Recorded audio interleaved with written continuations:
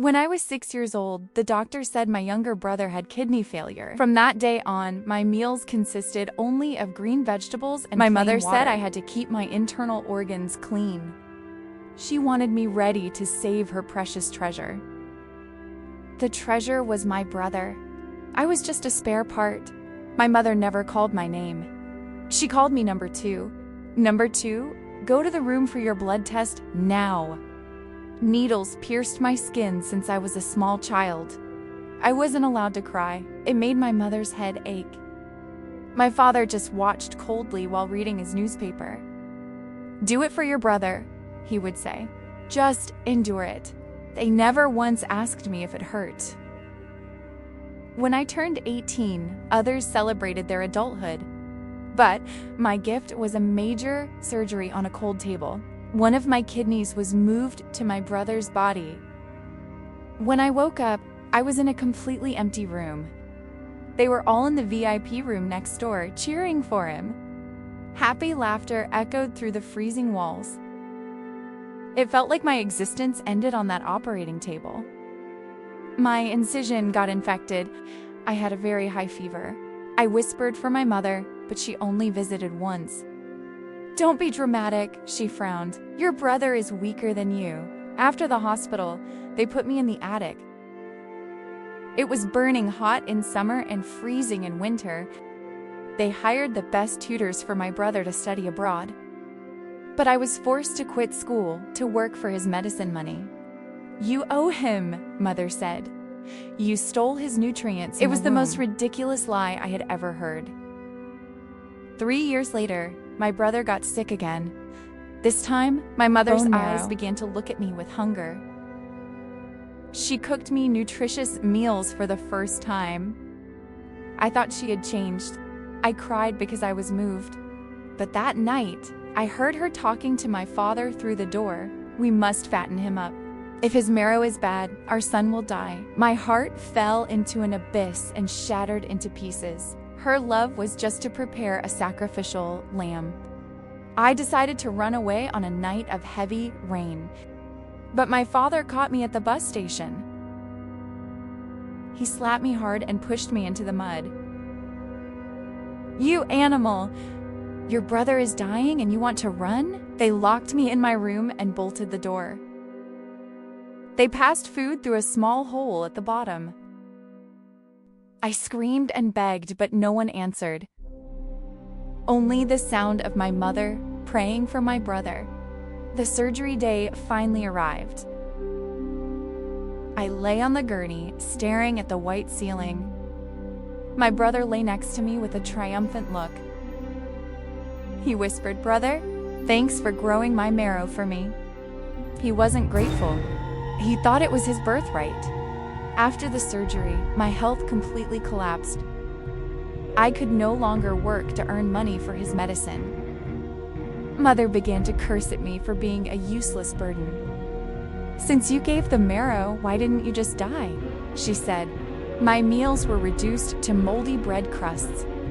One day, my brother broke my father's expensive vase.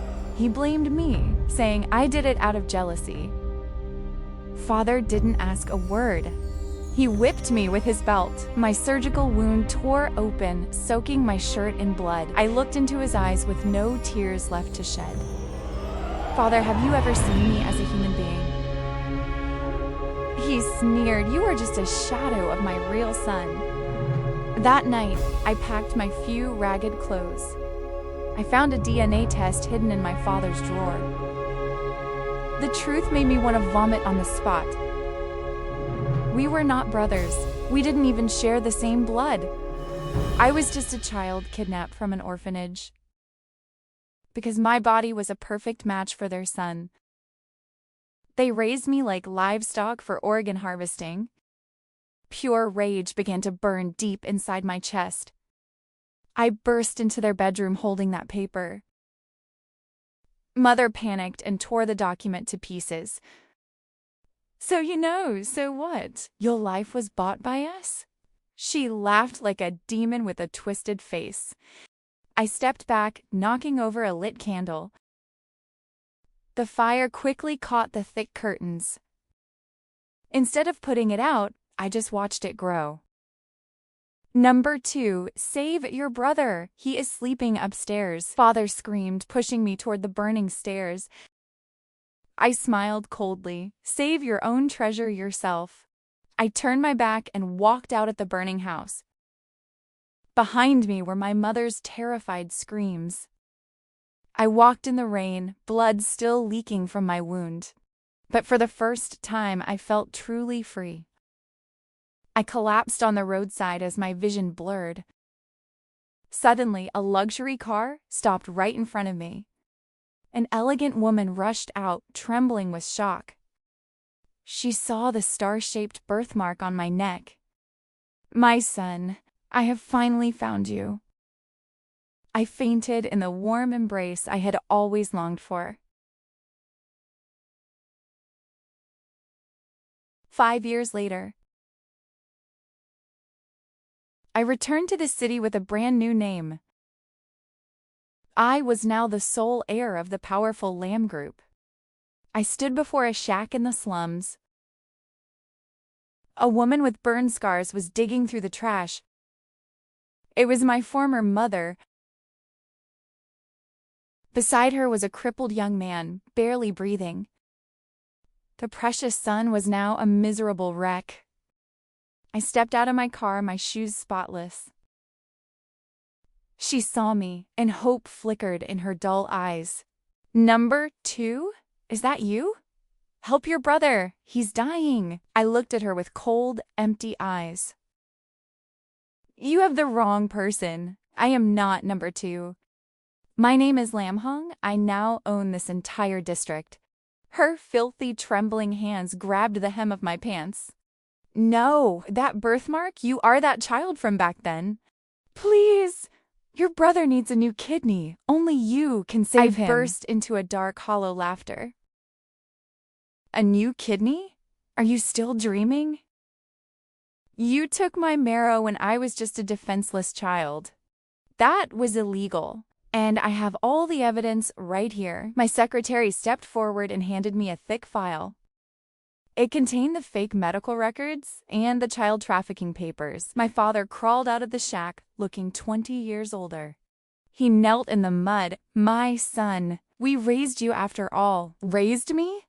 You kept me in an attic and beat me daily. You treated me like a warehouse for spare organs." I leaned down and whispered into his ear. "The price you sold me for.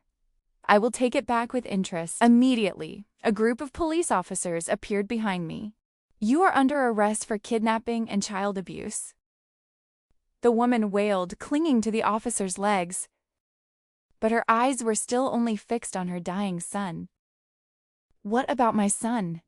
Who will save my precious boy?" I looked at the crippled brothers staring at me in despair. I signaled my assistant to take out a small gift box. Inside was an expensive vial of life-sustaining medicine. She reached for it, but I dropped it into a puddle of dirty water. "No, my son's medicine." She knelt, frantically digging in the mud. "Does it feel familiar? Watching your only hope being crushed? It's how I felt when I begged you not to take my marrow." They were dragged away in total disgrace. I returned to the Grand Lamb Villa, where my real mother waited. She hugged me, crying for the years she had lost. "I will make it up to you. This entire empire finally is yours." Feeling the warmth of a real family. But deep down, I still carried a scar that would never heal. The surgical scar on my back often throbbed in the cold. Months later, I received news from the prison. My former father had taken his own life out of shame. The woman had gone mad, calling for number 2 in her cell. She hallucinated that she was still cooking soup for me.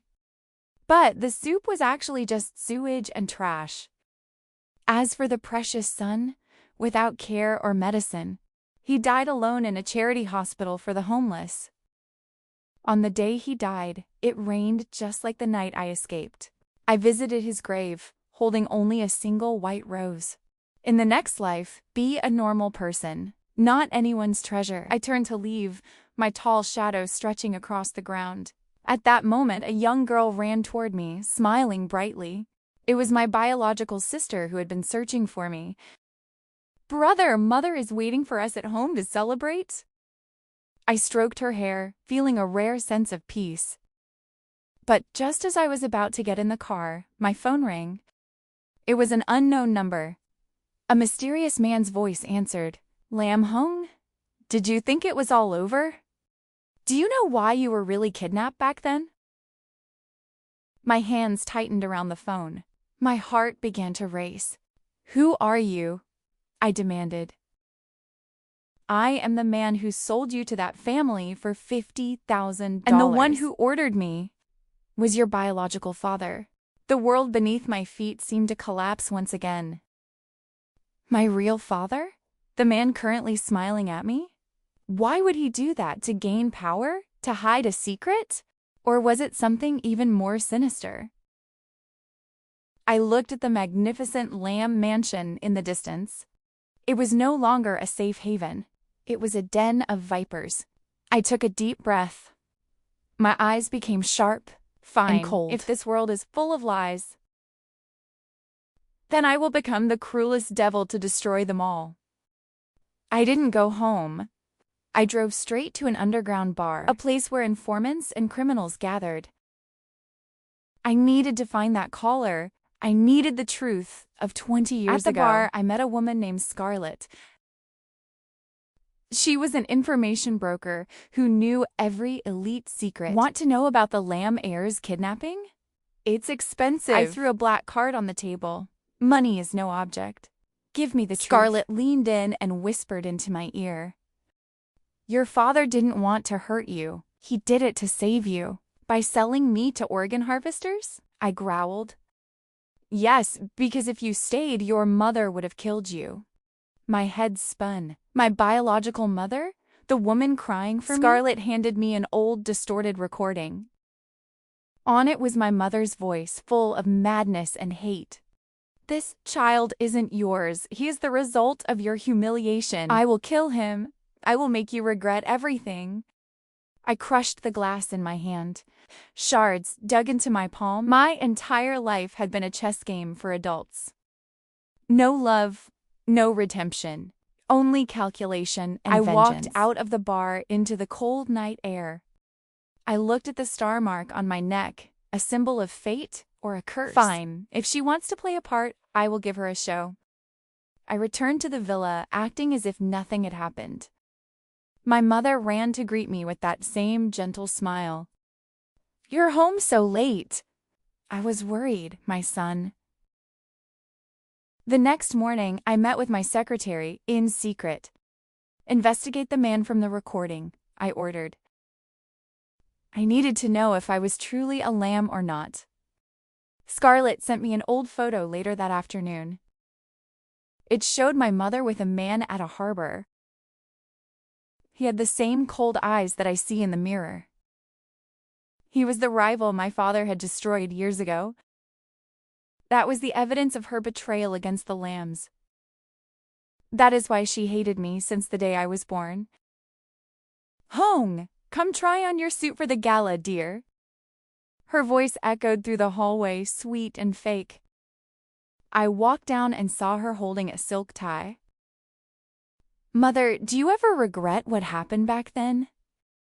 She froze for a second, then forced a smile. "I only regret being apart from you for so long." Her talent for lying was truly world-class. I secretly moved all the shares my father gave me.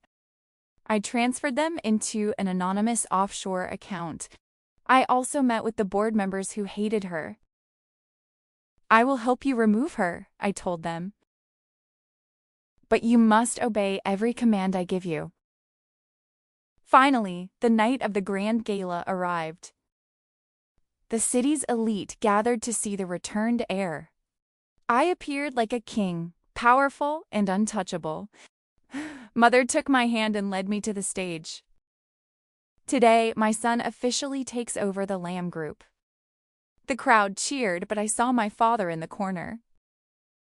His eyes were full of guilt and deep fear. I grabbed the microphone and looked at the cameras. Before I start, I have a video to share with you. The giant screen behind me suddenly flickered to life. It wasn't childhood photos like she expected. It was the video of her selling me 20 years ago. The hall went silent, then exploded with whispers. Her face turned pale and she started to tremble. "What is this? Turn it off now." I smirked. "Mother, I'm just showing the truth. You are not a victim. You are a cold-blooded killer." Police officers walked into the middle of the party. "Mrs. Lamb, you are under arrest for attempted murder." She lost her mind and tried to attack me. "You monster! I should have killed you at birth." I watched her being dragged away in handcuffs. Father stepped forward. "My son." "I'm so sorry." I pushed his hand away. "You are just as guilty. I have already filed a lawsuit against you as well." The great Lamb family empire fell in a single night. Scarlett was waiting for me with a cigarette. "Vengeance is done. What will you do now?" "I need to find my real sister," I replied. "The girl at the house was a fake, wasn't she?" "Yes. She was just a puppet to keep me controlled. My real sister was sold to a labor camp long ago. I used all my resources to find any trace of her." Months passed without any news or leads. Until I received a letter from a mental hospital. A nurse said a patient kept calling my old name. I drove there immediately, my heart pounding. In a white room, I saw a thin, frail girl. She had a star-shaped burn on her arm like mine. "Lynn, is it really you?" I whispered. She looked up, her eyes slowly filling with tears. "Brother, did you come to save me from them? Please. Don't let them take my blood anymore." My soul went cold. This wasn't just a hospital. It was another organ harvesting den for the rich. And the person running it was the Lamb family doctor. I tried to carry her out, but guards blocked the door. "Mr. Lamb, you can't leave with our property." The doctor walked out with a twisted, evil grin. "You have perfect genetics. I've waited for you." I pulled a small grenade from my jacket pocket. "Step back, or we all die here together." They froze, terrified by the madness in my eyes. Suddenly, a helicopter roared over the building. Scarlett's team smashed through the windows. A violent gunfight erupted in the hospital courtyard. I was shot in the shoulder, but I didn't let go. "Don't be afraid, Lynn. I've got you." When it was over, the doctor lay dead on the floor. We were rushed to a safe hospital far away. But days later, I woke up to see Lynn by my side. She was peeling an apple, looking peaceful for once. The gala wasn't for me. It was an auction for my organs. I stood among the glass tanks, feeling like a ghost. My whole life was just a high-end science project. My real name wasn't Hong, it was Subject 09. Scarlett walked up to me, her eyes filled with pity. "Stay calm, Shong. You are the only one with a soul." I laughed bitterly. My soul was already stained with blood. "Who is behind this cloning project?" I asked her. "The White Council. The men who run the global economy." Suddenly, the island's alarm system began to wail. The self-destruct sequence had been activated from afar. "Run! Now!" Scarlett grabbed my hand and we bolted. The laboratory exploded into a ball of fire. All evidence of my origin was turned into ashes. But I still had the data chip in my pocket. It contained the list of customers for this project. I was shocked to see the names of high-ranking officials. They raised clones just to extend their own lives. Back on the mainland, I decided to go into hiding. I took Lynn to a quiet village by the mountains. Every day, I taught her to read and tended the garden. But the White Council would not let me go so easily. They froze all my bank accounts at the Lamb Group. I became the most wanted man on the entire planet. "Oh, they are closing in," Scarlett warned me. I looked at Lynn sleeping peacefully and my heart ached. I had to end this before they could hurt her again. I contacted a famous international investigative reporter. We met at an abandoned warehouse near the docks. "I have proof of crimes against humanity," I told him. The reporter looked at the chip, his hands trembling. "If I publish this, the whole world will fall into chaos. Let it fall. It's better than letting them keep killing." Suddenly, a red laser dot appeared on his chest. "Get down!" I screamed and pushed him to the side. A sniper from the opposite building had opened fire. We were surrounded by elite government agents. I pulled out my gun and fired back like a madman. Scarlett appeared on a black motorcycle, tires screaming. "Get on! I'll cover you from behind," she yelled. We sped through a hail of bullets from the enemy. My old shoulder wound started to bleed again. "Hong, you must give the chip to Interpol," she said. "No, they might be working for the council too." I decided to infiltrate the White Council's headquarters. It was deep underground, beneath a Swiss bank. I disguised myself as an electrical technician. I passed through retina and fingerprint security levels. I finally broke into their central command room. Inside, the final bosses were having a virtual meeting. They were discussing the disposal of all failed cloners. "Subject 09 has become too dangerous," a voice said. "We must eliminate him and his sister immediately." I couldn't hold my rage anymore. I stepped out. "The man you want to kill is standing right here." Dozens of guns were instantly aimed at my head. But I smiled and held up a remote detonator. "I've planted bombs throughout your entire server room. Release my sister and confess your crimes to the world." The leader stepped forward looking incredibly old. "Hong, you don't understand. We do this for evolution. Evolution through murder? That is just pathetic." He signaled and a large screen showed Lynn's image. Lynn was locked in a glass box filled with gas. Drop the remote or she dies in exactly 3 minutes. My heart stopped. I was trapped between two choices: justice for the world or the life of my only family. I slowly lowered the remote, surrendering in despair. The guards rushed in and beat me mercilessly. They strapped me to an electric chair for erasure. "Goodbye, Subject 09. You were a failed experiment." Just as they reached for the switch, a blast shook the room. The ceiling collapsed and a dark figure dropped down. It was Scarlett. She had brought a mercenary army. "Sorry I'm late. Traffic was a nightmare," she joked. I broke free and ran straight toward Lynn's glass cell. I used a metal bar to smash the reinforced glass. Lynn was unconscious. I quickly gave her CPR. "Wake up, Lynn! Please don't leave me!" I screamed. Luckily, she coughed and slowly opened her eyes. "Brother, I saw Mother." "There is no mother here.